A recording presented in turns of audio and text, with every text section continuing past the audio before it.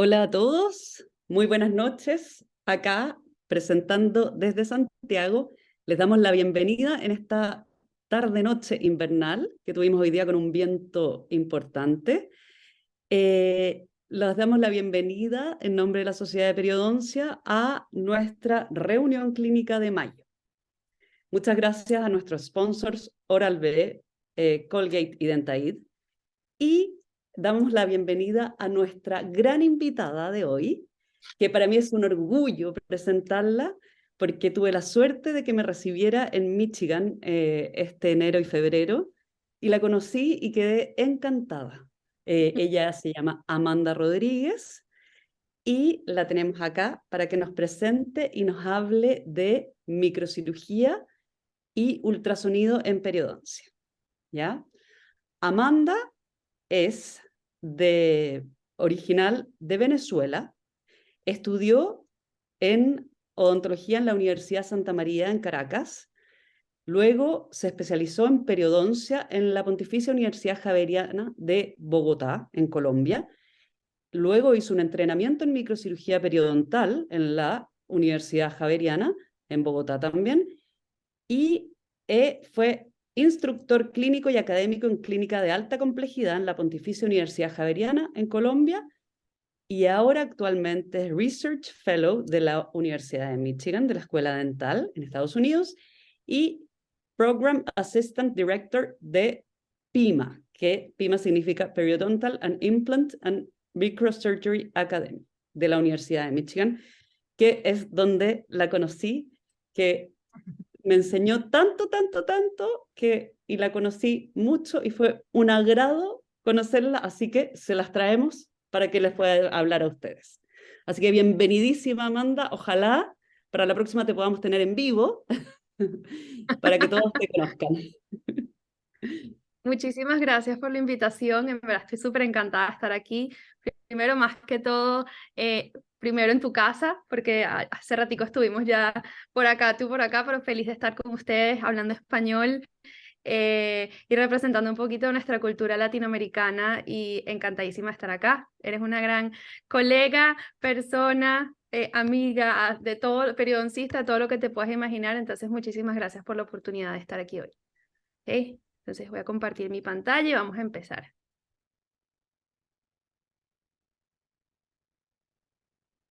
Okay. ¿Sí pueden ver mi pantalla? Sí, se ve bien. Perfecto. Entonces vamos a darle play. Muchas gracias por esa introducción. Otra de las cosas que quería comentarle, pues, es que aparte de ser periodoncista, también me encanta, me apasiona mucho enseñar. Es una de las cosas que me parece que me genera pasión e inspiración, no solamente al enseñar, sino también el aprender de ustedes en ese feedback, en esa retroalimentación que tenemos. No solamente utilizamos unos instrumentos muy pequeños, sino que nos pueden ver de vez en cuando teniendo reuniones con PIMA aquí con el doctor Diego, con el doctor Chan, y utilizando paletas bastante grandes a diferencia de instrumentos de microcirugía. Entonces vamos a empezar esta charla, vamos a discutir 3 puntos. El primero que vamos a hablar es de la práctica deliberada en microcirugía. El segundo vamos a hablar de ultrasonido en periodoncia y en hiperimplantes. Y la tercera vamos a hablar de perfusión de los tejidos, que es un tema que me apasiona también. Entonces, hablando principalmente de qué es microcirugía, y fue definida como una modificación y una mejoría en las técnicas quirúrgicas que utilizaban magnificación para mejorar entonces la visualización de nuestra área quirúrgica. Posteriormente, unos años después, fue descrita o fue introducida en la cirugía periodontal plástica y ha probado predictibilidad en estos resultados estéticos en todos los procedimientos. Entonces, una de las características o las 3 cosas cuando hablamos de microcirugía, de los 3 principios, es que nos ayuda a la mejoría de las características o nuestras habilidades clínicas para mejorar nuestras habilidades durante la cirugía con el uso de instrumentos pequeños, con el uso de movimientos refinados y movimientos delicados al momento de manejar nuestros tejidos. La segunda, que viene como consecuencia de la primera, es disminuir el trauma en el momento del sitio quirúrgico porque utilizamos instrumentos más pequeños, tenemos un campo reducido de visión, pero una magnificación y con más iluminación, lo cual nos permite observar mucho mejor lo que estamos realizando y por lo tanto ser mucho más delicados y menos traumáticas. Y la tercer principio sería que nos ayuda a obtener entonces lo que sería un cierre primario de los tejidos y disminuir la tensión, evitando esta aparición de espacios negros y visualizando el cierre de suturas y logrando este cierre primario y esta proximidad de los tejidos al momento de suturar. Entonces, el potencial quirúrgico de cicatrización en microcirugía es que se basa en el fundamento teórico 1 del trauma quirúrgico, en donde va a estar asociado entonces el uso de microinstrumentos, en este caso van a ser de pinzas o de forceps, un castro viejo largo, instrumentos entonces también como el blade oftálmico que podemos aquí verlo azul, y con la parte de la magnificación y de la iluminación que son clave para el uso de la microcirugía. Entonces, al producir este menor trauma quirúrgico, lo que vamos a lograr es que haya un cierre por primera intención de nuestros tejidos y que haya una anastomosis de nuestras heridas al mínimo de 48 horas. Obviamente esto va a depender del tipo de procedimiento quirúrgico, pero una de las cosas que queremos lograr es que los bordes de los colgajos se encuentren en proximidad, en íntimo contacto, porque vamos a saber que, bueno, el tiempo que se tarda en cerrar una herida va a ser el espacio o este gap que se genera entre los dos colgajos.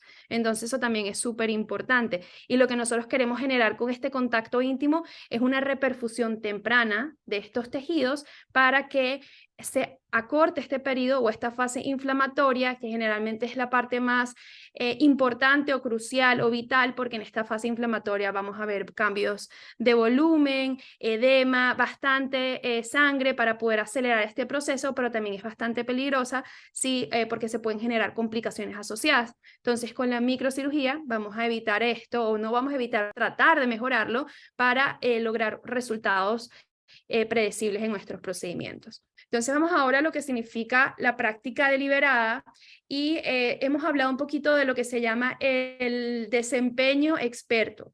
El desempeño experto viene de la práctica deliberada, en donde vamos a utilizar simuladores que van a ser lo más próximo a lo que es la realidad o a la situación clínica. Mediante este tipo de simulaciones, lo que vamos a hacer es a repetir los ejercicios de manera con objetivos específicos de repetición y con una indicación en donde van a ser goal oriented todos estos ejercicios, de manera de que podamos lograr una reproducibilidad en nuestro desempeño, de manera de que cada vez que vayamos pasando de un ejercicio a otro ejercicio, podamos hacer un máster y podamos dominar y convertirnos en el experto de este primer ejercicio.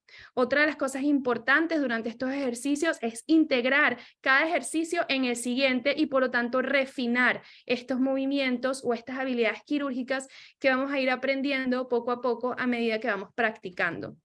Y el objetivo de todo esto es entonces de convertirnos en expertos de cada parte o de cada ejercicio que va a ser fundamental durante el proceso quirúrgico de cualquier proceso de periodontal, periimplantar o lo que sea que estemos realizando en este momento. Entonces, el objetivo también es lograr realizar procedimientos de alta complejidad en donde vamos a tener que al hacer estos movimientos o estas prácticas, vamos a tener entonces una retroalimentación inmediata por parte de un faculty o de un profesor, en donde el estudiante es capaz de entender qué es lo que está pasando, pero no solamente eso, sino de reconocer cuáles son los pasos en donde se debe tener cierta mejoría. Y de esta manera, pues podamos lograr un desempeño ideal de nuestro procedimiento y por lo tanto llegar a estos tratamientos predecibles. Entonces aquí vamos a ver un video en donde practicamos diferentes cosas. Utilizamos una fresa, si estamos viendo el video superior de la izquierda, en donde estamos practicando como si estuviéramos haciendo un injerto gingival libre, en donde practicamos la angulación de lo que sería el bisturí, para lograr tener colgajos o injertos en este caso, que sean de un grosor igual. De esto nos va a ayudar a la predictibilidad del colgajo y además nos va a ayudar a controlar cuál es el espesor de nuestro grosor al momento de colocarlo en nuestra cama quirúrgica. Y posteriormente, cuando nos pasamos a esta pantalla de la derecha, en la superior derecha, perdón, vamos a utilizar entonces una mandarina. Esta mandarina nos va a parecer, nos va a dar este tacto similar a lo que es cuando estamos haciendo una relajación perióstica a nivel del periósteo, porque esas fibras de la mandarina nos va a dar exactamente la misma sensación, pero no solamente la sensación táctil, sino la más importante es la visual, con la angulación del bisturí paralelo al tejido o el epitelio, en este caso la cáscara de la mandarina, y pues bueno, le agrego un poquito de complejidad que es bastante delgada y pues nos divertimos un poco en el proceso tratando de no perforarlo. Posteriormente vamos a pasar entonces a la introducción del injerto y aquí estamos manejando entonces el manejo de los tejidos blandos, cómo agarrar un injerto, cómo introducirlo en un tejido que en este caso puede ser un fenotipo delgado y posteriormente pues lograr la sutura de este tipo de injertos en la boca en diferentes orientaciones, puede ser vertical, puede ser horizontal, pero también logrando una precisión y evitar lacerar al mismo tiempo que lograr simetría.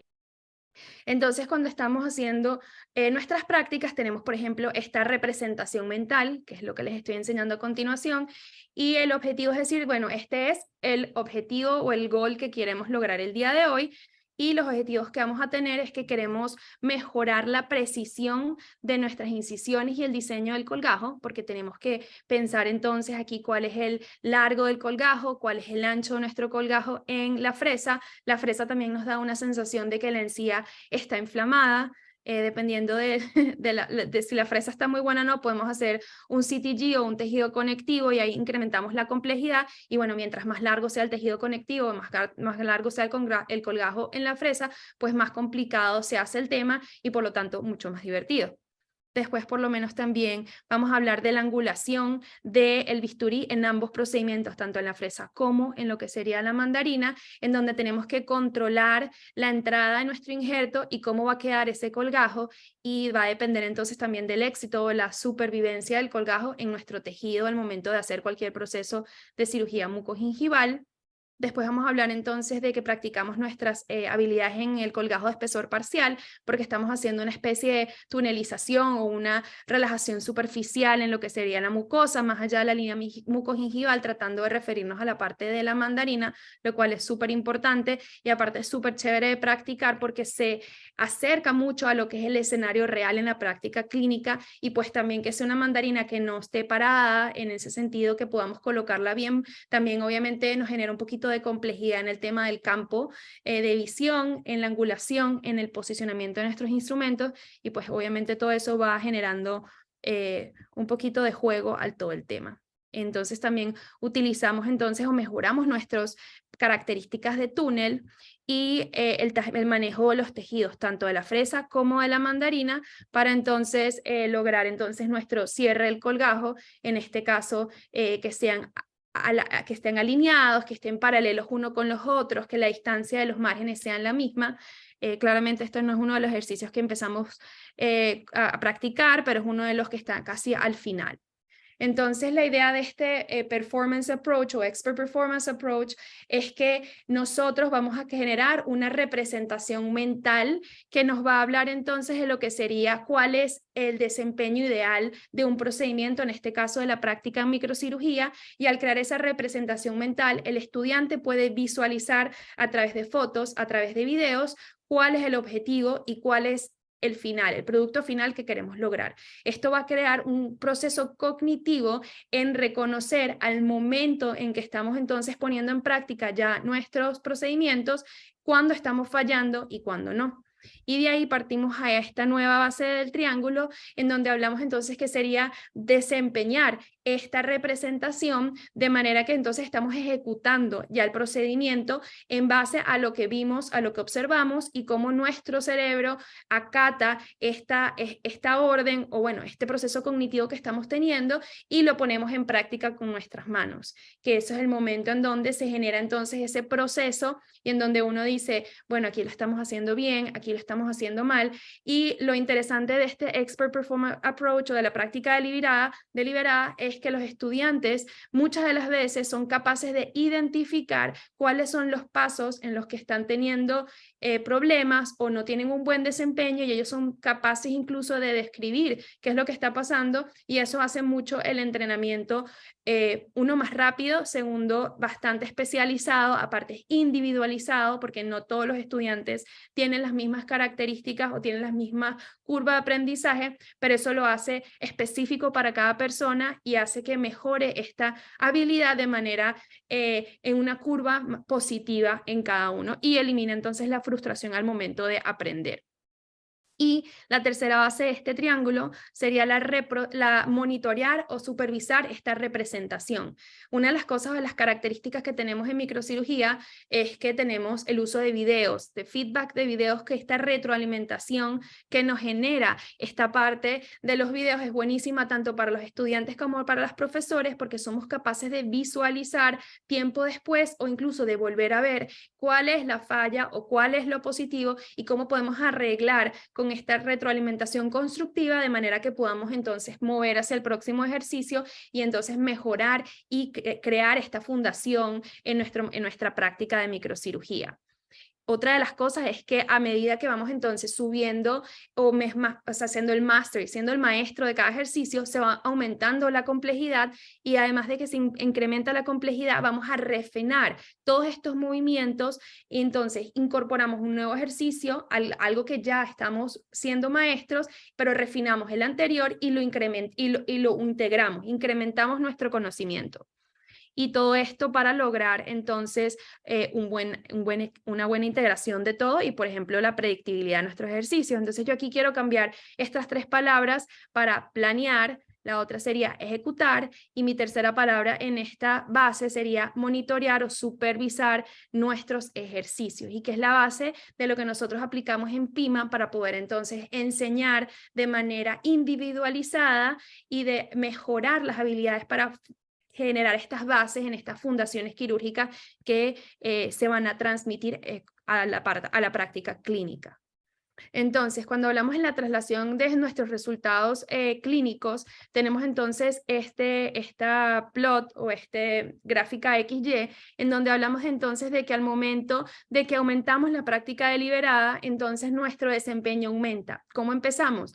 Empezamos con el uso entonces de diques de goma, en donde empezamos a practicar fuera del microscopio la memoria y la memoria muscular de nuestras manos al momento de suturar. Entonces empezamos a suturar utilizando 2 forceps con pinzas y tejidos en suturas 4-0, 5-0. Obviamente no usamos los de microcirugía, pero entonces creamos esta memoria en las manos de manera de que al momento de pasar al microscopio estemos más enfocados en la visualización y en la magnificación y nuestras manos ya sepan sin nosotros pensar qué es lo que estamos haciendo. Y aquí empezamos a hacer los square knots, los granny knots, que Maite se podrá recordar bastante de esta etapa. Después, posteriormente, vamos a pasar a diferentes tipos de simuladores. En este caso utilizamos unos modelos que se llaman Bone Model y empezamos a practicar entonces también la parte de la simetría y de la alineación entre lo que sería nuestra incisión, nuestros márgenes de las incisiones y entre cada sutura que tenemos o que estamos realizando. También entonces, obviamente, podemos practicar diferentes tipos de sutura. En este caso se llama el Reef Knot, que podemos ver en ese modelo. Y después podemos entonces pasar a otro tipo de procedimientos, como por ejemplo el uso de el bisturí. El uso del bisturí es súper importante. En este caso estamos haciendo en tomates y en uvas, practicando sacar tejidos conectivos de diferentes espesores. Entonces, lo que sería el epitelio, que sería la parte de la concha o la cáscara del tomate o de la uva, representaría el epitelio, y pues la carne del tomate o la uva representa lo que sería entonces el tejido conectivo. Entonces, al momento de hacer cualquier tipo de cirugía mucogingival, es súper importante poder controlar cómo hacemos esta adquisición de este injerto, el grosor, y no solamente eso, sino qué tan even o qué tan igual es el tejido a lo largo del colgajo, y esto nos ayuda también en la supervivencia del colgajo en nuestra cama quirúrgica. Entonces, este aumento en la precisión nos da un poquito el manejo del bisturí en el uso de estos simuladores, que son bastante frágiles, pero también nos ayuda entonces a mejorar el control y el refinamiento de nuestros movimientos. Posterior, entonces, también vamos a tener el uso de, en este caso, la fresa, que la fresa es bastante... es un buen simulador porque es la cáscara da una sensación como si el tejido estuviera inflamado. Entonces, aunque parezca a la vista fácil, al momento de suturar es bastante frágil. Entonces parece como si fuera o una encía queratinizada bastante inflamada o una parte mucosa, y el tema entonces al momento estaremos practicando la presión que utilizamos entonces al momento de cerrar nuestros puntos de sutura, que muchas veces es lo que genera la laceración de los tejidos al momento del cierre, ya sea por otras cosas como por ejemplo que no sé, haya tensión en el colgajo, pero en este caso estamos practicando la precisión y la fuerza que generamos entonces al momento de cerrar estos tejidos. Después vamos a pasar entonces a la mandarina, que estaríamos hablando de múltiples integración de diferentes ejercicios. En este caso hablamos de la angulación del bisturí, práctica del colgajo parcial, del túnel, y posteriormente continuamos entonces con lo que sería el uso del bell pepper o sí, el pimiento. Aquí hacemos un híbrido entre pimiento y también tomate, en donde utilizamos un injerto de tejido conectivo muy delgado y lo colocamos como si fuera un injerto gingival libre, y empezamos entonces a suturarlo con múltiples puntos de sutura en diferentes orientaciones. Entonces estas orientaciones verticales y horizontales se asemejan a las incisiones crestales o las incisiones de liberación vertical que tenemos entonces al momento de cualquier tipo de cirugía, y también un poquito al manejo el manejo de los tejidos blandos que vamos a tener, por ejemplo, al cierre, porque el tomate o el injerto del tejido conectivo, en este caso el tomate, es súper frágil, y que tanta presión vamos a aplicar al momento de cerrar para que esté estable, que es lo más importante en este tipo de ejercicio. Después entonces vamos a hablar con el uso de también este bell pepper o este pimiento. Se practica entonces un poco lo que sería el manejo de lo que sería la papila con diferentes tipos de sutura para hacer un cierre de base de papila con una incisión a base de papila, y qué tan frágil se puede llegar a lacerar, porque también hacemos tunelización a lo largo de toda la cáscara del pimiento. Y por último, que es uno de los más difíciles, es el hongo, el champiñón, que en este caso lo que queremos controlar también es un poquito el pase de la aguja por un tejido tan frágil como es entonces estas lonjas de lo que sería el champiñón, o estas hojitas del champiñón que vemos en el medio, que también son súper frágiles, y también al momento de generar la presión, al momento de cerrar la sutura, entonces nos enseña un poco de control a cerrar, y también nos enseña de que el cierre o el uso de las suturas es más como es como colocar los tejidos en su posición final, y no en este caso de aproximar. La aproximación debe ser ya dada gracias al avance del colgajo, y pues todos nuestros tejidos tienen que cerrar de forma pasiva. Entonces, al final, lo que queremos es aumentar en cada procedimiento la complejidad de nuestros tejidos, y esto nos ayuda a que al utilizar diferentes tipos de simuladores sean lo más cercanos a la práctica clínica, y que nos lleve entonces a poder trasladarlo entonces a nuestras prácticas en pacientes. Entonces, ¿cuáles son los objetivos del entrenamiento en el momento de PIMA o en el momento de entrenar microcirugía? Uno es la retroalimentación inmediata por parte de los profesores, que es fundamental entonces para el aprendizaje de estas habilidades, para crear esta fundación y avanzar y como mejorar nuestras habilidades durante el proceso. La otra es que cuando aumentamos la complejidad, vamos entonces refinando habilidades que hemos entonces empezado y que vamos a seguir incrementando en diferentes ejercicios. Después, obviamente, los objetivos son distribuidos, estructurados, y la práctica es individualizada para todos los estudiantes que están con nosotros. Pueden empezar juntos, pero eso entonces también puede separarse un poco dependiendo de las características de cada persona, y eso es perfecto porque elimina la frustración al momento de aprender y maximiza el aprendizaje de cada persona, y cada persona va generando su propio, como así decirlo, currículum o su propio paso de aprendizaje, que es ideal para este tipo de situaciones, como por ejemplo el microscopio. 2, hacemos entonces repetición con objetivos, y el objetivo de repetir cierto ejercicio durante mucho tiempo, que a veces parece un poco cansón, es totalmente direccionado a mejorar tu habilidad y crearte el maestro en esto para cuando pases al otro no tengas que pensar en lo que pensabas en el primer momento, sino que te concentres en el otro, y en ese momento cuando ya no estás pensando, estás refinando entonces tu práctica o esa habilidad que construiste. La otra es que la microcirugía es también un proceso con una técnica muy sensitiva, porque obviamente requiere de una curva de aprendizaje, de instrumentos, de microscopio, pero también obviamente tiene resultados bastante satisfactorios al momento de terminarlo, y que el uso de microcirugía es un compromiso a largo plazo, tanto para el entrenamiento como para el uso en la práctica privada y en los pacientes. Y finalmente, entonces, ¿cómo transferimos nuestro objetivo, nuestra práctica deliberada a escenarios clínicos? Es que gracias a la integración espectacular y continua de todas nuestras habilidades, vamos a poder integrarlo en nuestros pacientes gracias a estas representaciones mentales y esta reproducibilidad en nuestros simuladores. Vamos a hacer posibles de generar lo que se llama un situation awareness, que estás consciente de la situación al momento de la cirugía y genera entonces una representación mental, y eres capaz entonces de recordarte de en tu entrenamiento, y eres capaz de entender cuál es el proceso, cuál es lo que está pasando inesperadamente en la cirugía, como pasan millones de cosas de manera inesperada en la cirugía, y cómo eres capaz entonces de sobrepasarlo y utilizar tu entrenamiento para poder corregir el curso y llegar entonces a este resultado predecible en tu tratamiento que quieras llegar. Y otra cosa que es muy importante es el pensamiento analítico y crítico al momento de aplicarlo, al momento de hacer una decisión clínica, que es súper importante.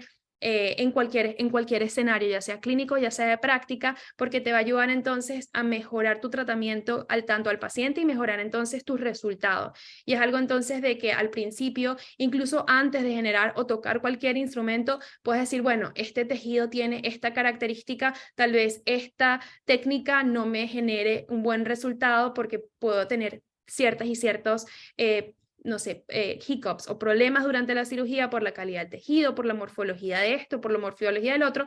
Mejor me voy a ir a otra técnica que me puede acercar mejor a lo que yo quiero generar o a mi resultado final. Entonces eso es súper importante, y por lo menos entonces lograr, incluso hasta en la práctica clínica, un desempeño súper complejo de nuestros pacientes en el manejo de cualquier tipo de tejido. Entonces, una de las cosas específicas que hablamos de microcirugía es que la cirugía periodontal y perimplantar requiere una mentalidad diferente al clínico y a la persona que practica, porque la técnica es sensitiva y es mucho más demandante al momento entonces de ejecutar nuestras técnicas microquirúrgicas, pero también esto nos ayuda a limitar el daño colateral, tener mayor visualización, iluminación y por lo tanto tener predictibilidad en nuestros resultados, que es lo que queremos. Una de las cosas que hemos estado desarrollando ahorita en la Universidad de Michigan, junto con el doctor Chan, junto con el doctor Velázquez, es el uso de estos instrumentos. Es un instrumento para medir la presión que nosotros vamos a aplicar de la mano al instrumento y del instrumento al tejido. De esta manera vamos a poder entonces determinar cuál es la presión que se aplica y si se traslada, y cuál es cómo se afectan los tejidos durante este proceso. Entonces nos enseña en una escala las características en términos de newtons o en gramos, la fuerza que utilizamos y cómo se va a trasladar a nuestros tejidos, y cuál es la implicación que tiene entonces en nuestros resultados o en nuestros tejidos. Esto utiliza como una especie de gauge, que es un modulador de presión que lo vamos a tener en la parte del instrumento, y al momento de nosotros de cerrar el tejido, pues obviamente va a amplificar esta presión, la manda al instrumento que se coloca en la mano, y finalmente eso va a un software conectado. Y aquí entonces podemos ver un video de cómo más o menos es el funcionamiento de este instrumento que vamos a poner en práctica pronto, esperemos. Entonces, pasando a la segunda parte de la práctica, vamos a hablar de otro de nuestras pasiones. En este caso, yo creo que me dividiría en tres: en microcirugía, ultrasonido y perfusión de los tejidos. Este proyecto o el ultrasonido es para mí nuevo desde hace un par de años, pero obviamente ha sido desarrollado por el Dr. Chan y por el Dr. Griffiths, que son como los fundadores de ultrasonido en odontología en la Universidad de Michigan y en Estados Unidos, se podría decir. Esta es una tecnología que no tiene ningún tipo de radiación, no es invasiva, es en la modalidad de silla portátil y es en tiempo real. Entonces, en este caso, este ultrasonido son sondas acústicas que se mandan de un transductor y que va directamente entonces a un tejido en donde se genera entonces lo que sería una scatter o un patrón, y ese patrón se devuelve hacia el transductor y genera una imagen. Entonces, en esta imagen vamos a tener dos tipos de modalidades. La primera hablamos de la modalidad del Brightness Mode o de brillo, en donde vamos a tener escalas de grises o píxeles de grises, que es la intensidad de la escala de píxel, o en este caso la intensidad del blanco o del negro, que se llaman hiperecoicos o hipoecoicos, van a determinar cuáles son los tejidos que vamos a encontrar y nos van a dar las características anatómicas de los sitios. Obviamente también la intensidad de los píxeles nos va a indicar el grado de inflamación y si hay pérdida de tejidos. Otra de la modalidad va a ser la modalidad funcional, que se llama el color flow, en donde nos va entonces a dar en overlay o por de encima de una imagen también B-mode, nos va a dar entonces estos colores azules, rojos, que van a significar que va a haber sangre que va hacia o en contra del transductor, y lo que nos habla es que nos va a dar la velocidad, el grado del flujo sanguíneo, la velocidad del flujo sanguíneo, y es una indicación, un indicador de la severidad de inflamación. Y esto entonces es súper importante al momento entonces de cualquier procedimiento quirúrgico previo para poder determinar si tenemos inflamación subclínica o cualquier tipo de inflamación o proceso durante un proceso de monitorear algún tipo de cirugía durante el proceso de cicatrización. Entonces, cuando hacemos ultrasonido, utilizamos esta máquina portátil que podemos ver a nuestra mano izquierda, y vamos a utilizar entonces este transductor o sonda o probe que le decimos nosotros, que también es una de las primeras sondas intraorales en la boca por su tamaño miniatura y por sus características también desarrolladas por el Dr. Chan y por el Dr. Griffiths en la Universidad de Michigan.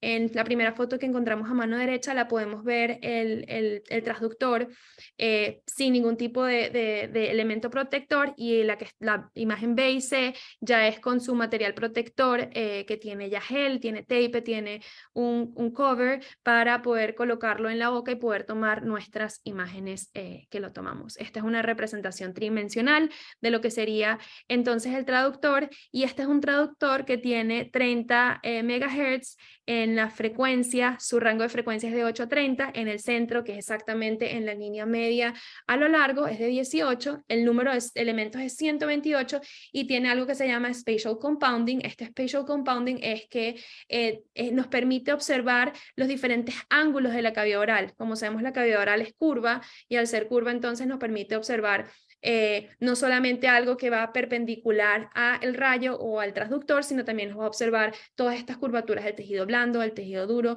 y de estos en la cavidad oral que podemos ver. Entonces, aquí vamos a empezar a hablar un poquito de cuáles son las diferentes imágenes que podemos ver en la cavidad oral. Empezamos por crestas de déntulas, vamos a enseñar ahorita solo imágenes en B-mode, y esto es una cresta de déntula. Entonces, desde el punto de vista oclusal, imagínense que tenemos una torta o un pastel y lo vemos desde arriba.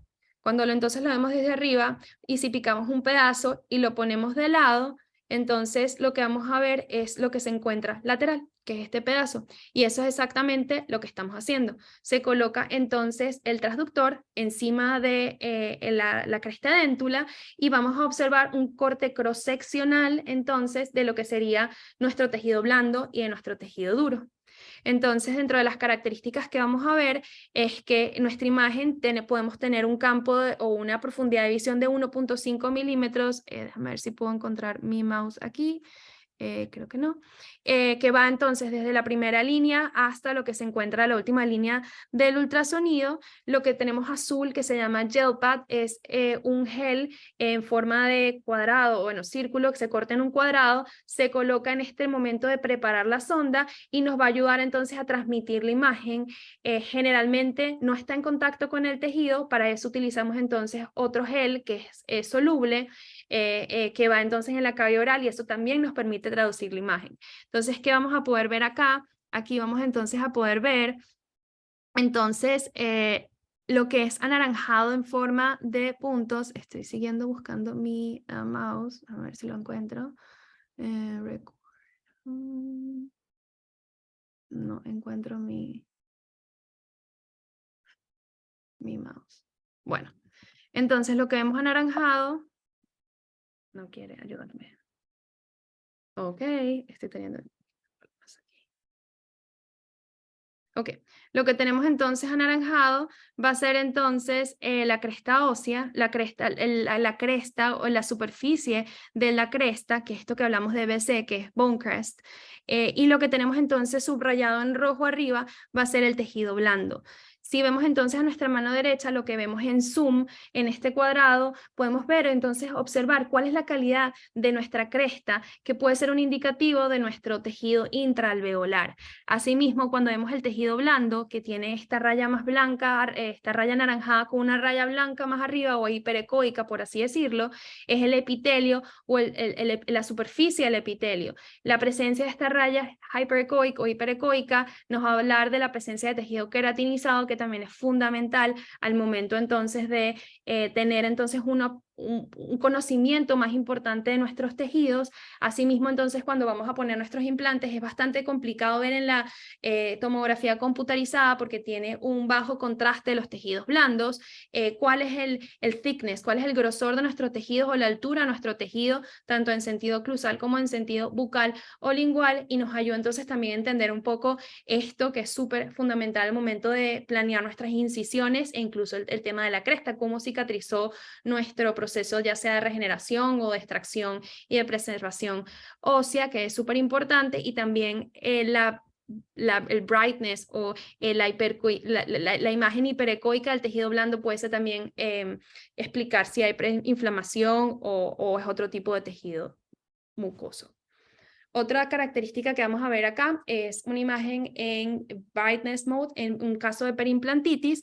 Como vemos entonces a mano izquierda, estamos observando que es un implante con pérdida ósea en un colgajo abierto, y vamos entonces a tener que podemos incluso escanear diferentes partes de nuestros implantes. Entonces esto ya es colgajo abierto y tenemos en una parte distofacial, que es la parte más distal de la parte facial, y la parte más mesial. Entonces hemos tomado imágenes, por ejemplo, la superior es la distofacial, en donde vamos a ver entonces a nuestra mano arriba, C, va a ser la corona, esto va a ser previo a la cirugía. Entonces, previo a la cirugía, sentamos al paciente, tomamos el ultrasonido y vemos cuáles son nuestros tejidos, ¿no?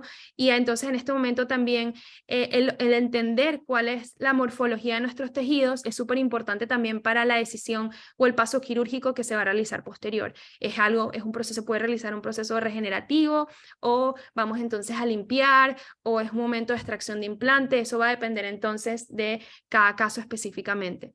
Entonces, en nuestra imagen superior de ultrasonido tenemos la corona, la imagen blanca que tenemos abajo va a ser el abutment que tiene el implante.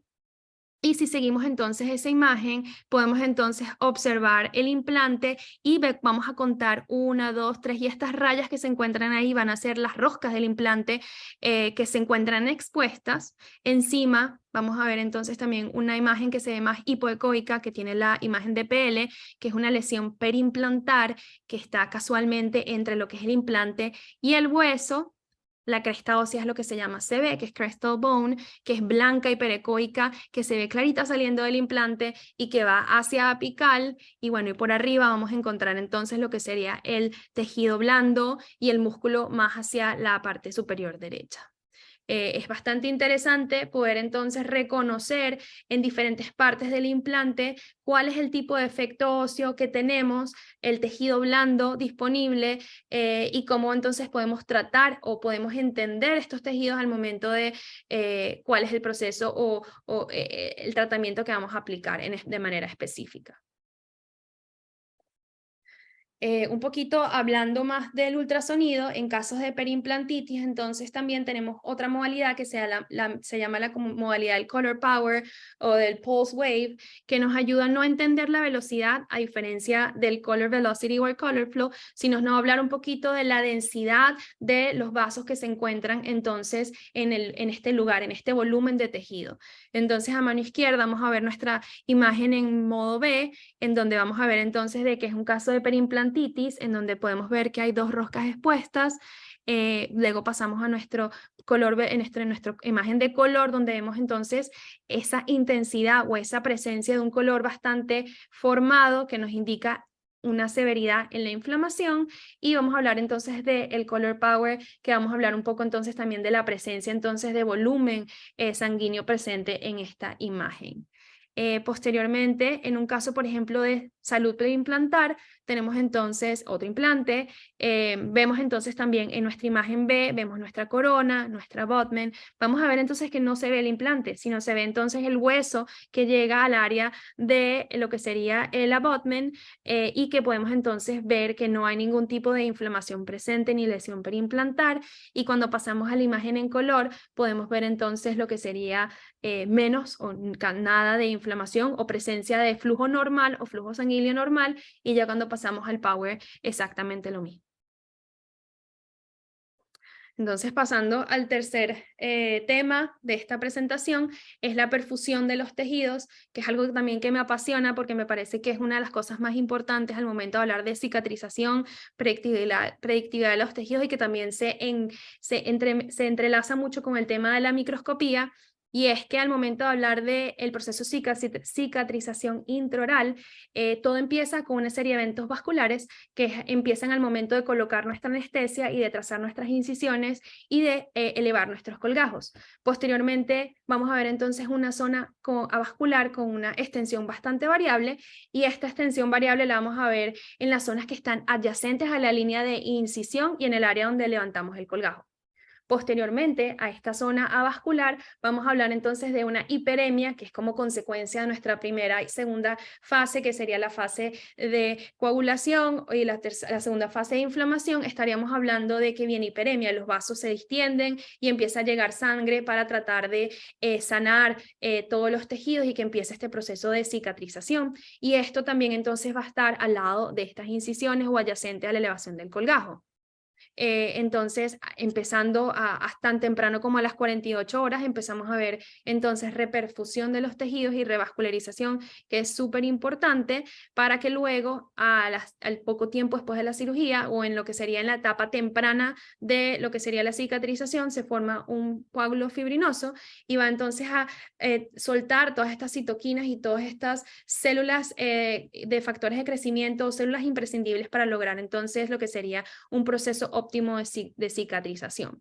Entonces, una de las cosas de los que nos encanta en este momento o que estamos investigando es qué pasa con esta zona variable avascular que tiene una extensión variable. Entonces, hay ciertos artículos que han como mencionado o han investigado esta zona isquémica variable. Este es un artículo en donde utilizaron humanos para observar entonces el flujo sanguíneo gingival después de utilizar un condensador en la encía, presionar por 30 segundos y después entonces utilizar el Laser Speckle Contrast Imaging para poder analizar entonces esto. Este tipo de tecnología usa un láser con una luz blanca, y lo que genera es que capta imágenes en diferentes colores, y cada color va a generar un código y nos va a hablar de perfusión. En este momento, cuando hablamos de rojo y anaranjado, estamos hablando entonces de perfusión alta. Cuando hablamos entonces de color amarillo y verde, hablamos de perfusión moderada, y cuando hablamos entonces de azul oscuro hacia negro o azul claro, hablamos entonces de perfusión baja. En este caso, en este artículo vieron que después de generar compresión en los tejidos, va a haber entonces unas zonas avasculares o que va a ser de el rango variado de 0.26 milímetros incluso 8, casi 9 milímetros en extensión horizontal, y que este rango entonces puede variar hacia y siempre va a ser entonces coronal a a la compresión, es decir, hacia lo que sería el borde incisal o cruzal de tus dientes, y que esto puede ser hacia mesial, hacia distal, hacia apical solamente, hacia coronal solamente, disculpen, y que, bueno, que esto va a ser muy variable. Entonces, encontraron en este artículo que hay una relación directa entre esta isquemia generada y con la disminución del flujo gingival. Y esto es súper importante porque puede explicar esta red de colateralización, que es subcolateralización, que es súper importante al momento de la cicatrización, y explicar por qué hay variaciones en nuestros resultados quirúrgicos al momento de cicatrizar en presencia entonces de lo que serían las incisiones relajantes verticales o cualquier tipo de incisión. Otra de las cosas que hemos también descubierto en conjunto con el doctor investigado, no descubierto, investigado, con el doctor Velázquez y con el doctor Chan también, es que es súper importante el proceso de la microcirculación periodontal. Tenemos entonces diferentes anastomosis o ramas que podemos hablar. La primera que podemos hablar es las supraperiosteas, que van a estar encima del periósteo, y estas se pueden dividir en dos. La primera va a ser las directas, que son aquellas que van a tener incluso un diámetro mucho mayor de 200 micras y que se van a encontrar en unas capas entonces más profundas de nuestra encía adherida, y que ellas se van a mover hacia la papila, como las ven subrayadas hacia la papila. Y además de esto, lo más importante es que todas nuestras arterias tienen un patrón de sentido apical a coronal. Todas nuestras arterias van de apical a coronal, o arteriolas en este caso. Y la segunda son las ramas indirectas, que son las más pequeñas, que van a ser anastomosis de anastomosis, que ellas van a tener entonces un diámetro mucho más pequeño, y este diámetro va pequeño, van a ir directas a lo que sería el margen gingival. Que van a llegar, pero son mucho más pequeñas, incluso no llegan al margen gingival. Otra de las arterias que podemos hablar en este caso serían las transversas, que se llaman TA en este caso, en esta imagen, y estas transversas son anastomosis que van desde el área palatina hacia el área bucal y viceversa, en áreas, zonas interradiculares, en zonas entonces también interdentales, y ellas van entonces a atravesar lo que sería la parte ósea. En conjunto con ellas vamos a encontrar las intraóseas, que se comunican de forma horizontal a través de los canales de Volkmann en lo que sería el hueso, y nos genera entonces la irrigación de la parte del hueso alveolar. Y por último tenemos la intraligamentaria, que son estas pequeñas arteriolas que también entonces se van entonces a encontrar a lo largo del ligamento periodontal, a lo largo de todos los dientes, y que bueno, ya se mueven todas estas arteriolas, se intercomunican unas con otras y se mueven directamente hacia coronal, ya sea hacia la papila o sea la parte media facial, pero generan una red de anastomosis, que es lo que generaría nuestra colateralización al momento de nuestros procesos de cicatrización.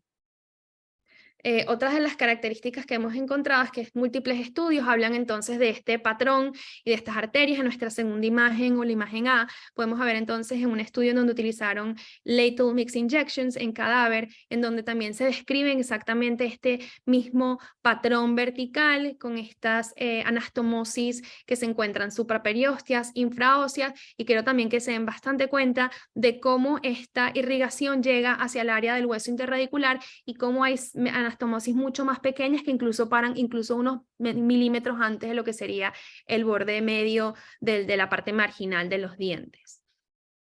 Y por último, en esta diapositiva, también entonces hemos encontrado de que hay ciertas características en las crestas dentulas que son importantes de ver, y en este caso tenemos entonces que las arterias van a que tener un causa de posterior hacia anterior, hablando entonces aquí de macrocirculación.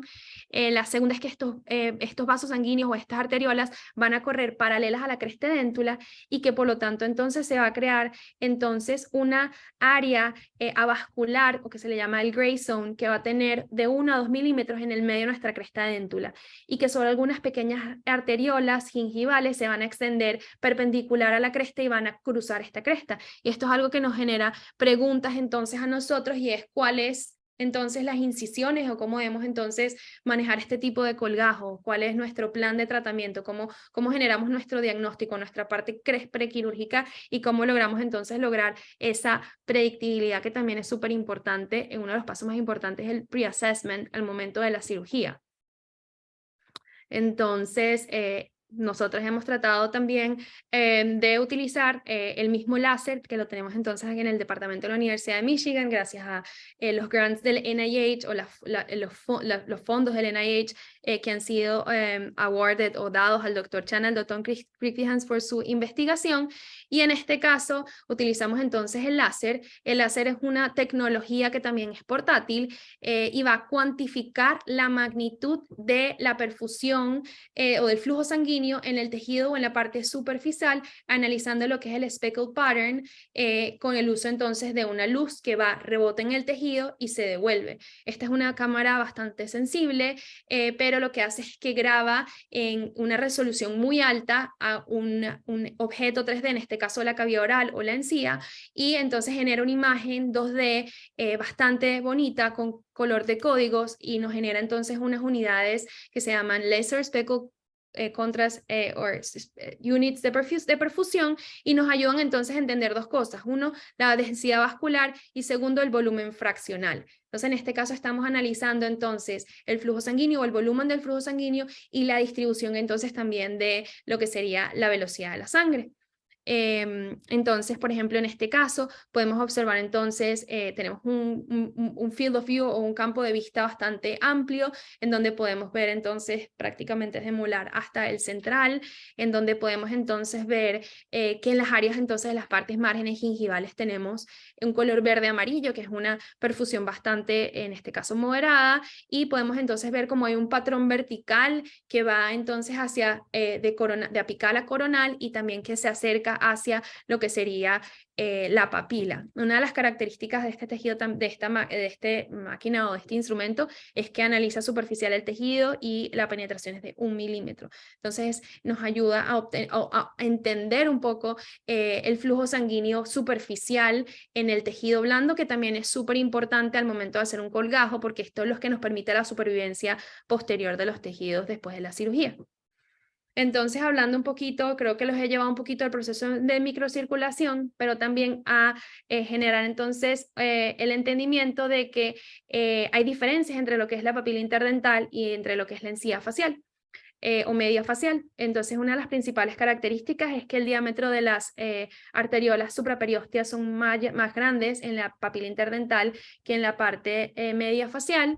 Segundo, vamos a tener que la presencia de las arterias intraligamentarias en la papila interdental vienen de 2 dientes, es decir, por mesial y distal de los dientes adyacentes, pero en el facial solo va a venir de esa parte media facial, y la presencia de las arterias transversas que van en la parte interdental o interradicular va a también generar un factor de enriquecimiento para la parte de la papila interdental, porque van a estar presentes y pues en la encía facial va a estar ausente.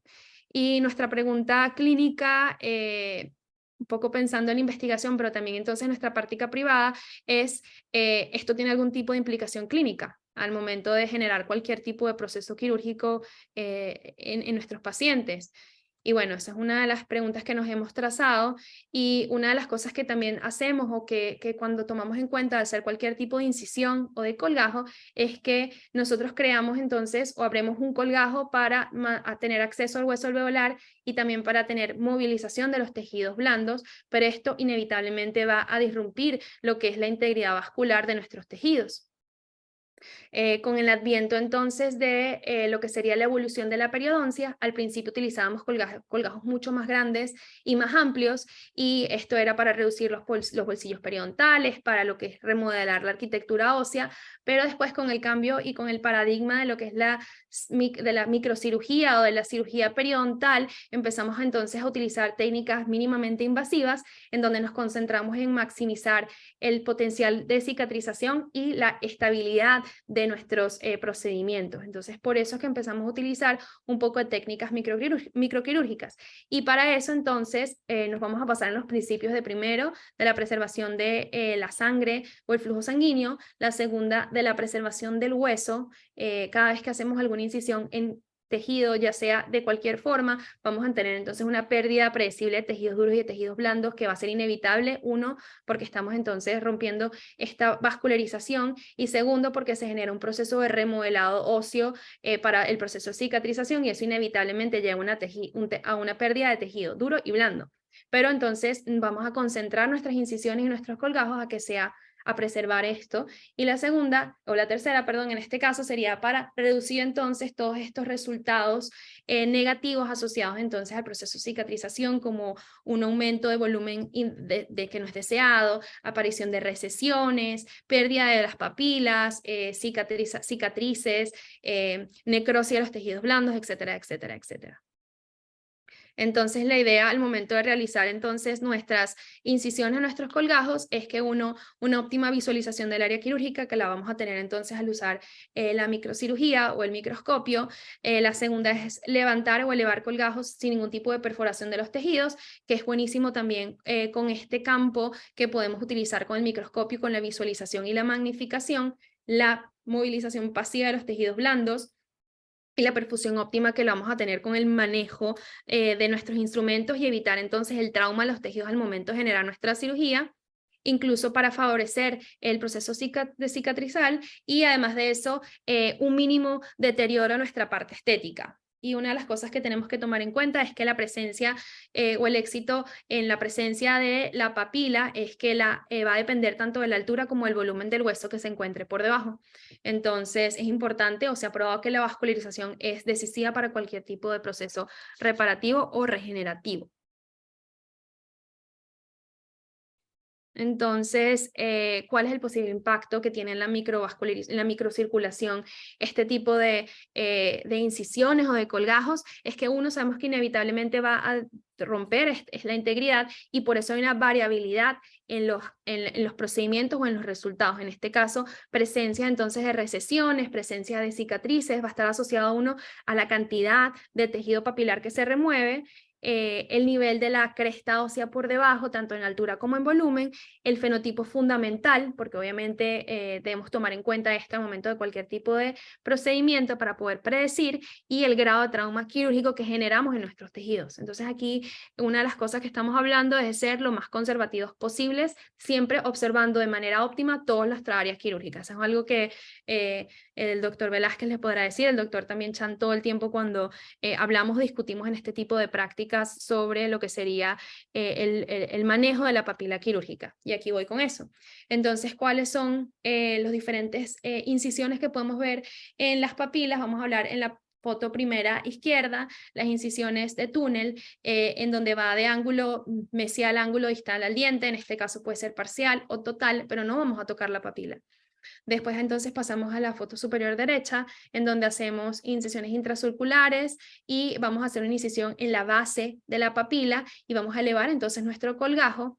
En la foto izquierda hablamos de una incisión de papila básica simplificada, en donde seguimos haciendo intracirculares y en este caso en vez de hacer en base de papila una incisión horizontal, vamos a hacer diagonal hacia el tejido, continuar la intracircular y bueno, pues la cuarta, que es la clásica intracircular que podemos ver a nuestra mano derecha inferior.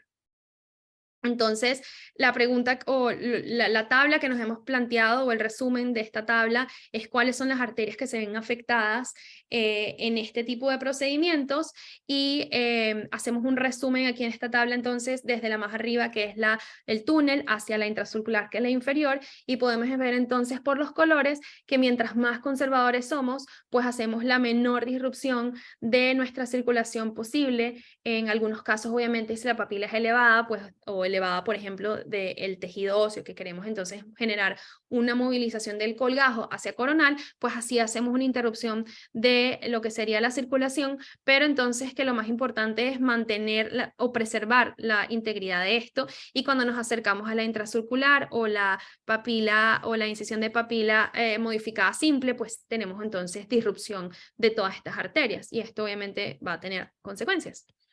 Entonces, las implicaciones clínicas es que durante la fase temprana de cicatrización, cualquier tipo de colgajo o la incisión y el colgajo que escojamos va a disrumpir este proceso microvascular y que va a afectar el proceso de reperfusión y la entrada de sangre a nuestros tejidos en la fase temprana, que es sumamente importante porque nos va a hablar entonces de la velocidad de la cicatrización, que es súper importante porque mientras más fácil o más rápida sea esta fase o este proceso de reperfusión temprana, vamos a lograr entonces tener predictibilidad clínica, pero no solamente eso, sino la probabilidad probabilidad de que, el margen o los márgenes quirúrgicos se mantengan cerrados, porque una cosa es lograr cierre primario durante el momento de la sutura, pero la otra es mantenerlo durante el proceso postoperatorio.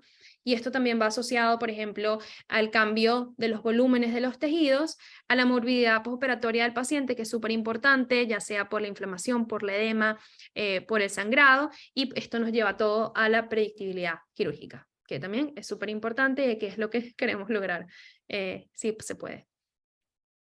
Otro de los proyectos, hablando de perfusión de los tejidos, es también un proyecto del Dr. Chan, del Dr.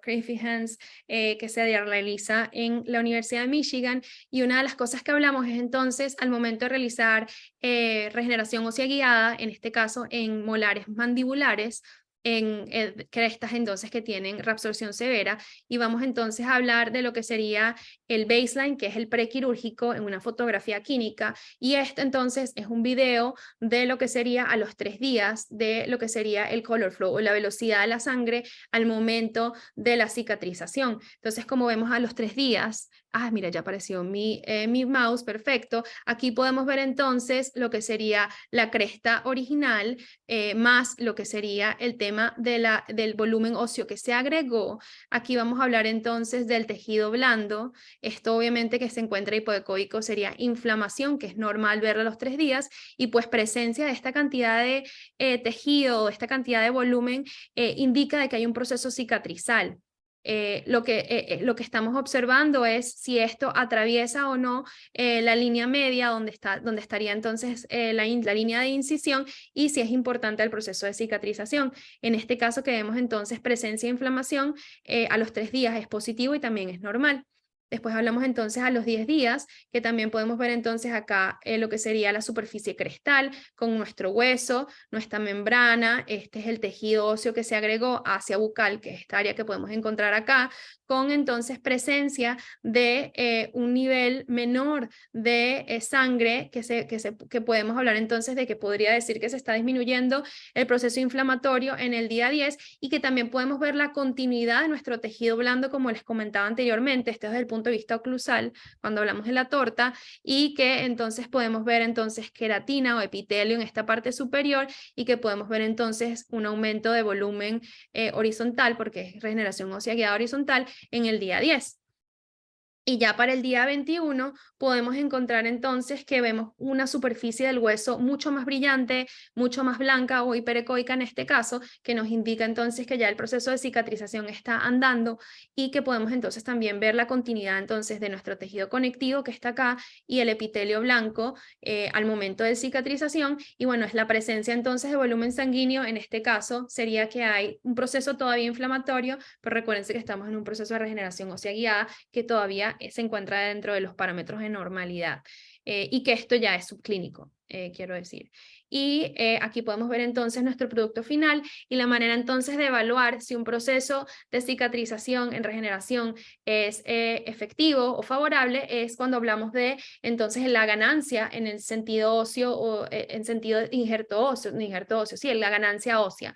En este caso podemos entonces ver a simple vista pues la diferencia entre el baseline y lo que sería a los 5 días.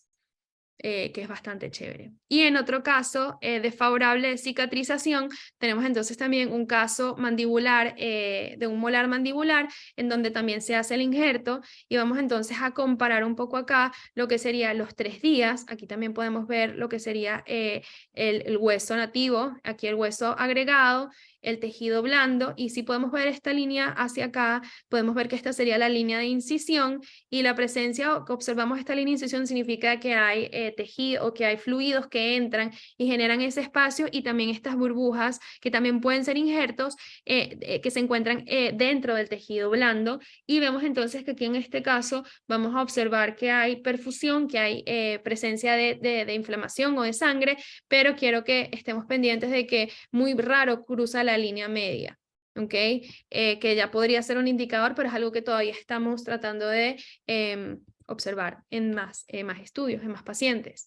Esto ya es en día 10, en donde podemos ver entonces acá un poco como el hueso y cómo está el hueso, entonces el injerto más el hueso nativo presente. Podemos también entonces observar que no hay un paso de la línea media, pero sí hay un exceso de color, lo cual nos indica que comparado con el día 3 nos habla de inflamación al momento de la cicatrización, y ya para el día 21 podemos observar entonces de que el proceso inflamatorio se estableció, y además de eso hay una invaginación en el tejido blando, lo cual podemos ver entonces aquí con esta disrupción de lo que sería el epitelio. Y cuando hablamos entonces del resultado final, podemos ver una cresta similar o incluso hasta con una ganancia o pérdida ósea con respecto a la línea base en nuestro momento. Entonces, este tipo de herramientas, el momento de ultrasonido es súper informativa y detallada al momento que nos puede ayudar entonces de reconocer en diferentes procesos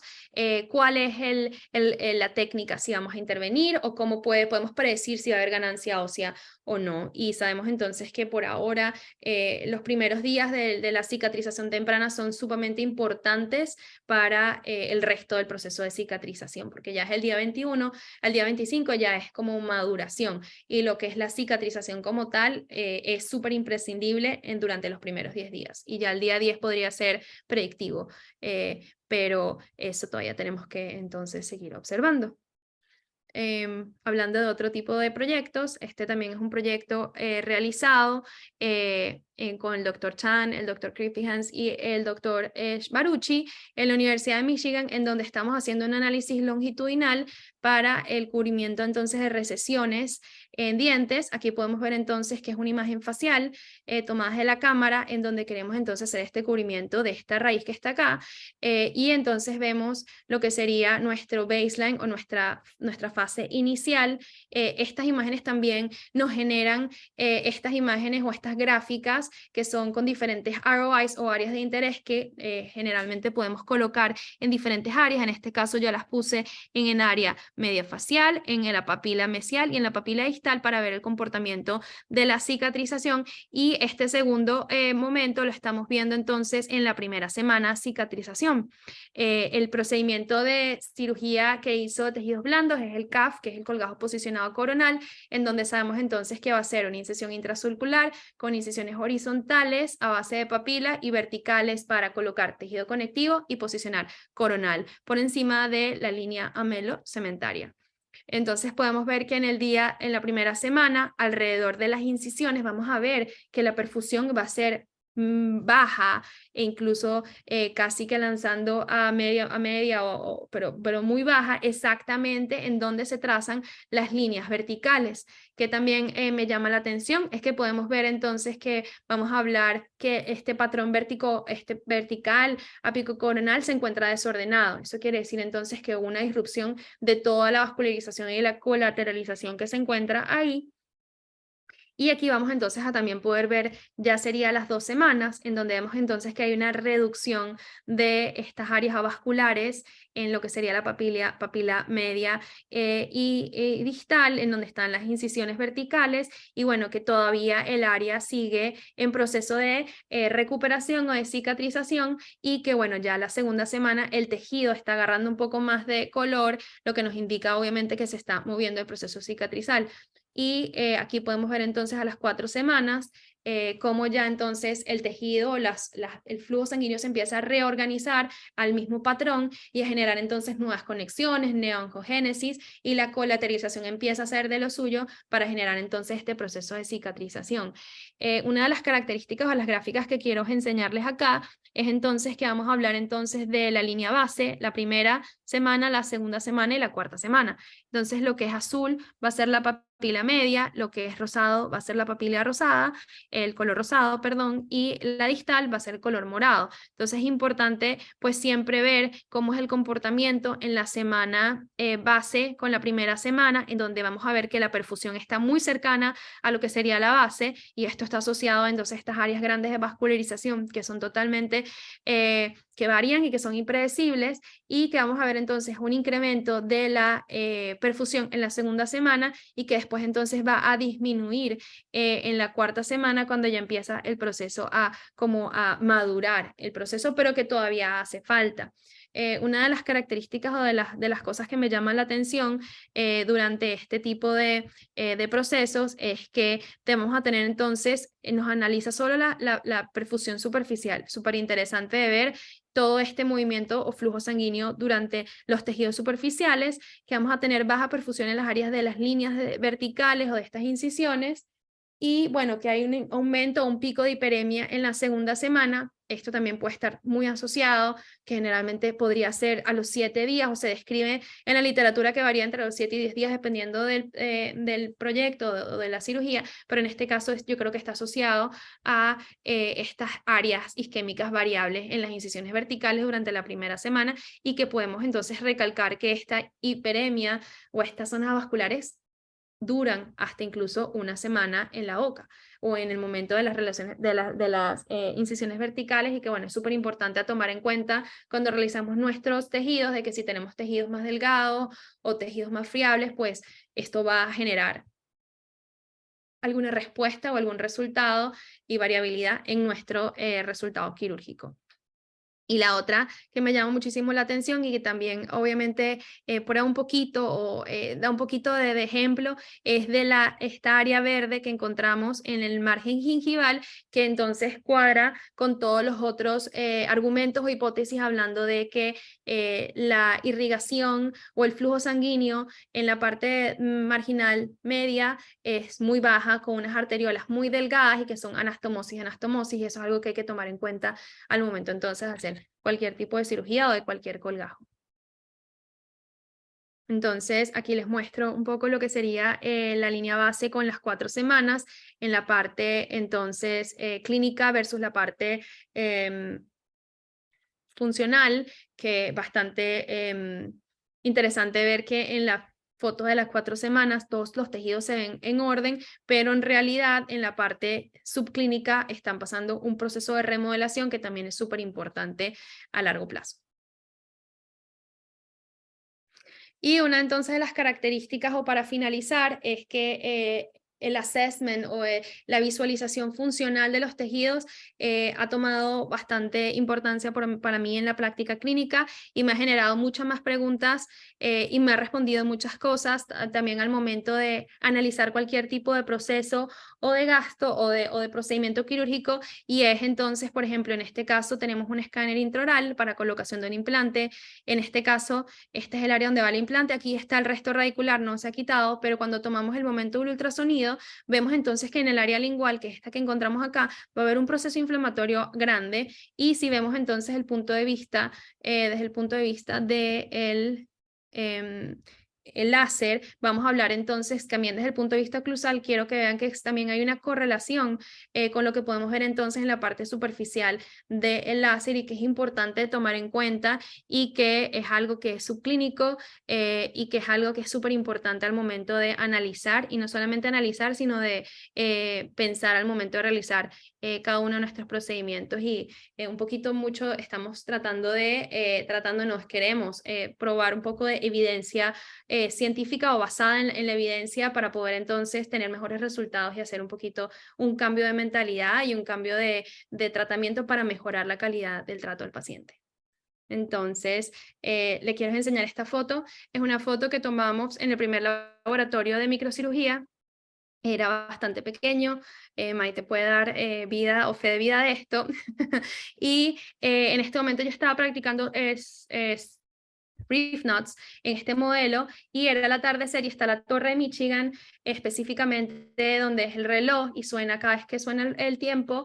Y leyendo este artículo que me encanta, me fascina, y que solamente no lo aplico para microcirugía sino para toda mi vida, es que la práctica fortalece las representaciones mentales y las habilidades fundamentales para integrar y construir hacia el desempeño ideal. Entonces, esto es algo que aplico no solamente para mi vida, no solamente para lo profesional, sino para lo personal, y es algo de que como PIMA nos basamos mucho y tenemos como nuestros valores bien claros del desarrollo, no solamente personal, sino profesional, sino personal. Y por último, quiero darle gracias a mis mentores en este momento para esta investigación, el doctor Chan, que está aquí en esta charla, el doctor Velázquez, que también está, que los dos son directores del curso de microcirugía del programa PIMA, y el doctor Griffithans, que es un físico del Hospital Médico de Universidad de Michigan, que también ha sido parte fundamental en mi entrenamiento. Los tres me han mejorado no solamente en nivel profesional, sino también personal, y me han llevado a superarme muchísimo. Creo que he crecido muchísimo en los últimos 2 años y me alegro de haber estado con ellos, pero esto no solamente viene por gracias a ellos, y también le quiero dar gracias a mi equipo PIMA en algunos de los cursos de microcirugía que nos podamos ver ahí. Este es el último curso en donde hicimos un conjunto con endodoncia, el departamento de endodoncia y diferentes faculty jóvenes de periodoncia, pero también a mi familia javeriana, el doctor Dueñas, el doctor Vieira también, otro de mis mentores específicos de la javeriana, y pues muchísimas gracias, aquí está mi contacto. Querida Amanda, muchísimas gracias. Fascinante la presentación, los temas increíbles. Las fotos preciosas, yo sé que las tomas tú, muy lindas.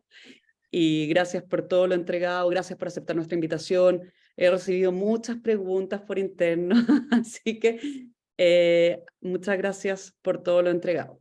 Ahora vamos a ir a una ronda en el fondo de los spots de nuestros sponsors, mientras ustedes pueden ir haciendo preguntas, ¿ya?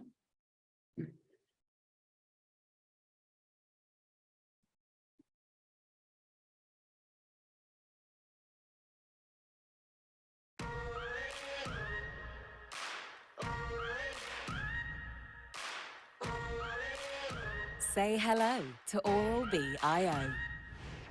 New Oral-B iO technology takes the oscillation rotations from Oral-B's iconic round brush head and combines them with the gentle energy of micro vibrations for an enjoyable experience and a sensational clean. Thousands of bristles gently micro-vibrate and glide effortlessly around the surface of each tooth, while also brushing along the gum line for a powerful yet gentle clean. Experience the only wow clean with Oral-B iO technology. Only from Oral-B.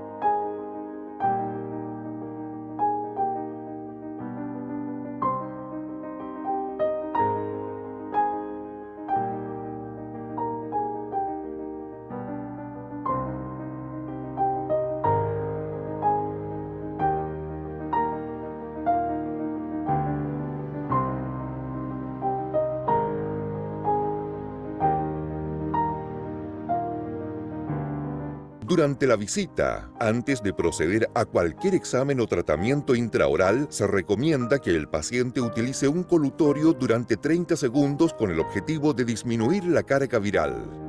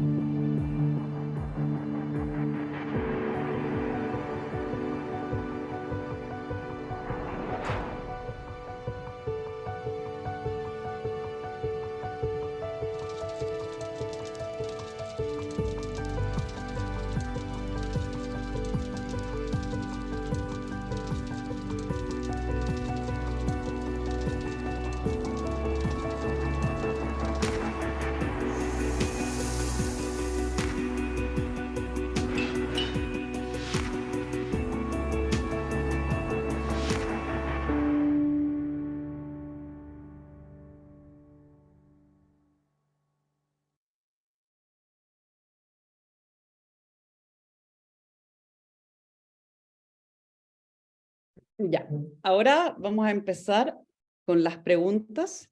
Primero voy a leer, bueno, muchas felicitaciones. Mucha gente me ha escrito por interno, pero también acá en el chat, bueno, de Alina, que también estuvo en Michigan, que es de Montevideo, conocida de nosotras.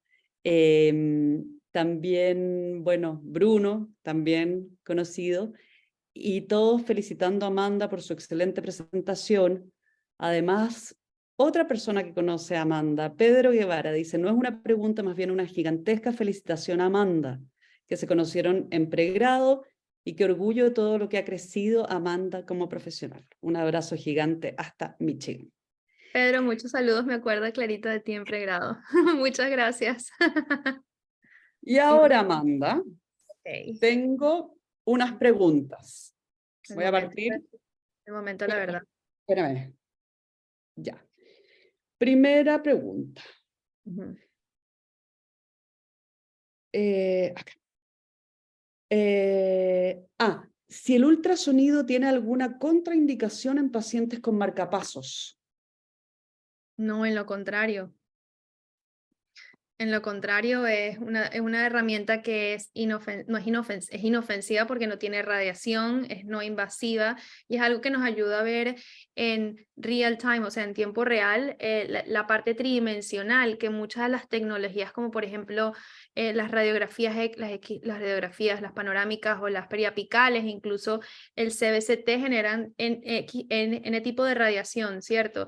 Y la parte del CBCT nos genera un conocimiento de las dimensiones del tejido óseo en grosor y en altura, pero es poco sensible al momento de cicatrización o de tejidos en proceso de maduración. Muchas veces tiende a mucha sobreestima o underestimate. En este caso yo creo que es underestimate lo que es el proceso de la cicatrización, sobre todo en este momento temprano, y el ultrasonido es totalmente positivo porque obviamente nos ayuda a observar en diferentes momentos al mismo tiempo, en tiempo real, qué es lo que estamos observando, cómo estamos escaneando en diferentes ángulos. Entonces algunas veces podemos ver de que nuestra cresta tal vez se ve un poco con una calidad que no es lineal, que ya es otro tipo de investigación, pero que si movemos nuestro ultrasonido, como lo has visto, Maite, pues entonces podemos ver diferentes angulaciones y planos y nos indica entonces cuál es la calidad del tejido, cosa que con el CBCT tiende a ser menor el tejido. Perfecto, sí. Y Yes. bueno, respondiste a otra pregunta que era justamente cuáles son los beneficios del ultrasonido sobre otros métodos de imagenología que tenemos actualmente, que usamos, nosotros en Chile usamos mucho, bueno, radiografías por supuesto, y CBCT. Así Sí, que también el ultrasonido, otra característica que tiene es que genera un link entre lo que es técnicas, por ejemplo, para ver la superficie de los tejidos blandos, que por ejemplo sería el escáner intraoral, que nos ayuda también a observar el aumento del volumen o estas características del tejido que podemos observar con estos modelos, pero nada más nos ve la superficie, nunca nos ve la parte interna. Y ya entonces la calidad del tejido o lo que pasa por debajo del epitelio es algo que sí, el epitelio lo vemos a simple vista, y el ultrasonido nos hace este link entre el hueso, la interfaz entre el hueso y el tejido blando y cuál es la calidad del tejido que tenemos en ese medio. Y también entonces, contestando la otra pregunta, en el mismo momento, sería que es súper sano y que es súper safe para cualquier tipo de pacientes y condiciones, ya que se utiliza en embarazadas, en cardiología, en cualquier tipo de área y es bastante seguro. Es bastante súper seguro, 100% seguro. perfecto. Otra pregunta con respecto a microcirugía y el uso del microscopio. ¿Cuánto tiempo más o menos podría demorar una persona en el fondo en practicar, si uno parte en microcirugía, en practicar en modelos, frutas, modelos, para llegar a hacer una cirugía en personas? Yo creo que eso va de mano a mano. Hay un libro que habla de cuándo es el tiempo en el que en cualquier situación o escenario te conviertes en un experto y dice que son 10.000 horas, pero realmente la teoría que utilizamos es que todos debemos practicar un mínimo de 4 horas semanales en nuestros modelos para poder entonces pasar a la práctica. Una de las cosas que nos recomendamos es empezar a hacer sondaje bajo el microscopio, empezar a hacer limpiezas, y eso nos puede ayudar un tanto a lo que sería el posicionamiento del paciente, el manejo de la magnificación, la percepción del campo, de la profundidad del campo, que es súper importante. Yo diría que unos buenos 3 meses como mínimo, como para empezar a desarrollar la mayor calidad o la parte más grande de la microcirugía, y ya después se puede empezar incrementando en diferentes procedimientos, como ya los mencioné. Y una de las características del microscopio es que no estamos obligados a hacerlo desde el inicio, sino que podemos entonces agarrarlo en partes críticas a los procedimientos, y eso disminuye la frustración del estudiante o del clínico al momento de utilizar el microscopio e entregarlo en la práctica privada o en la práctica clínica. Otra pregunta con respecto al ultrasonido, si es una herramienta ampliamente usada actualmente en Estados Unidos. Bueno, es una herramienta altamente usada en la Universidad de Michigan. Tenemos muchos estudios, gracias al Dr. Chan y al Dr. Kirpihans, que están probando el feasibility, o lo que sería como la reproducibilidad, y cómo comprobar que lo que vemos en el ultrasonido incluso es superior a lo que primero comprobarlo, que es similar a lo que serían otras características o otras técnicas, en este caso es superior. Y bueno, estamos en ese proceso de publicar la mayor cantidad de evidencia y que esto sea instaurado, pero ahora tenemos otros ultrasonidos en universidades como Columbia, Harvard, Iowa, Virginia. Entonces, como que esta técnica se ha ido incrementando, pero también en Europa también hay otros temas o otros equipos de estudio que también están utilizando el ultrasonido. Entonces, es una técnica que yo creo que está para quedarse, y que mientras más lo usemos va a ser más aceptada y más utilizada, porque es muy, muy, muy buena. Merly Peña también es conocida, sí. Tantos invitados internacionales que estamos teniendo. Qué Creo que rico. Merly está en Chile, yo creo. A ver, y tengo una pregunta de una alumna que se llama Diana López, Okay. que encontró muy interesante todo, y la pregunta era sobre la diapositiva en la que muestra las dos crestas óseas, una de la evolución favorable y la otra de la evolución más desfavorable. Esta es una pregunta más bien clínica, que es amplia. Tal vez es muy amplia la respuesta, Diana, como para verla, pero es cuáles son los factores más importantes en los cuales nos debemos enfocar para predecir el éxito de un injerto. Déjame buscar la diapositiva, que yo creo que sería esta que está acá. Sí, Esa. yo Sí. creo que hay diferentes características, y de hecho estamos hablando bastante de esto en el momento de la intervención. Una es el tipo de incisión, segundo sería la movilización pasiva del colgajo, tercero el efecto biomecánico al momento de la sutura, y el efecto que puede generar entonces los músculos al momento de la cirugía, porque genera entonces un movimiento hacia apical en donde baja entonces los colgajos, es súper importante. Otro es el efecto patofisiológico al momento entonces de la cicatrización, ya sea por edema, ya sea de inflamación, hematoma, la apertura de los márgenes es importante, el cierre, primera intención, los factores sistémicos también afectan muchísimo, y pues el cuidado postoperatorio que el paciente le dé. Yo serían como de los factores más importantes que podemos hablar en el momento de una regeneración ósea, aunque estoy segura de que hay muchos otros más, pero los que se me vienen ahorita en la cabeza son esos. Muchas gracias, Amanda, y gracias a todos por sus preguntas, por su asistencia. Tengo una última pregunta que me la hicieron por interno. Con respecto a la vascularización y el uso de anestesia con vasoconstrictor en cirugía, ¿está indicado de todas maneras? ¿Influye? ¿Se ha visto? ¿Cuál es su opinión? Bueno, yo creo que en este momento no estamos tomando en cuenta el uso vasoconstrictor, y no, yo creo que más bien el uso vasoconstrictor ayuda al manejo del control de la cirugía con el tema de la sangre, ¿no? Y el proceso del proceso sanguíneo. Entonces eso nos ayuda y nos facilita en la cirugía, y retrasa, y más bien no retrasa el proceso. Entonces aquí no estamos hablando un poquito del uso de vasoconstrictor, sino más bien el manejo de los tejidos y la decisión al momento de generar cuáles son las incisiones. Otra característica que quería decir aquí hoy, que también tú lo sabes, Maite, es que si están interesados en hacer algún tipo de investigación clínica o de analizar imágenes de ultrasonido, ahí están mis contactos, se los pueden pedir a la doctora Maite, ella se los va a dar o me pueden escribir por email y podemos hablar un poco. Creo que viene una clase pronta de ultrasonido también con ustedes y encantadísimos de hacer colaboraciones con quien esté abierto a querer ser parte de nuestro equipo y hablar de ultrasonido, analizar ultrasonido. Entonces esa es una invitación abierta a todos los que quieran y todos los que están presentes. Y los que no también. Muchas gracias, Amanda, por todo. Clarísimo todo, interesantísimo el tema. Así que, bueno, muchas gracias por todo, por aceptar nuestra invitación y esperamos verte pronto, como te dije, por acá. Así que ahora vamos a pasar al sorteo. Muchísimas gracias, Maite, a ti. Perdón.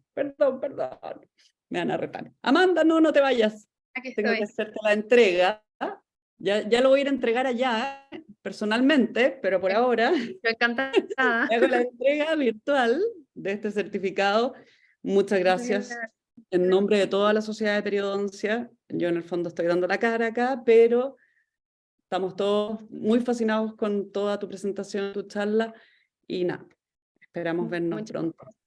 ¿Ya? Muchas gracias, Un muchas abrazo, gracias. Y Amanda. gracias, Sebastián, gracias, me lo lograste dar. Muchas gracias. Por todo. Un beso.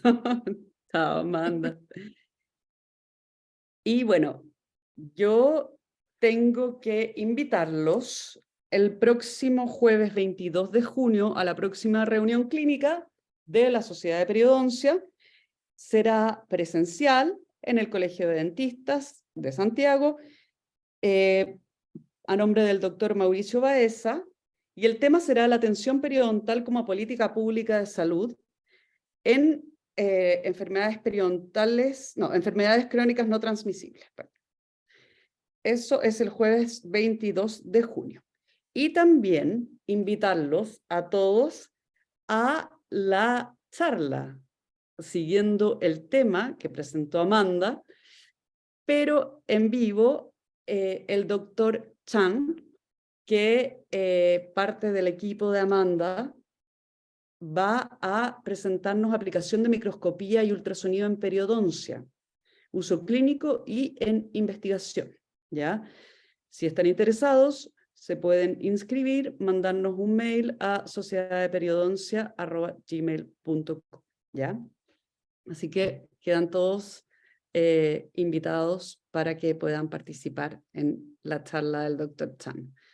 Yo, que lo conozco, lo he escuchado explicar, es una maravilla, es demasiado recomendable, es un lujo tenerlo acá como invitado, poder verlo en vivo, así que no se lo pueden perder. Y en el fondo vamos a ver todo lo que presentó Amanda con más profundidad, porque tenemos más tiempo, y son temas realmente que valen la pena, muy interesantes.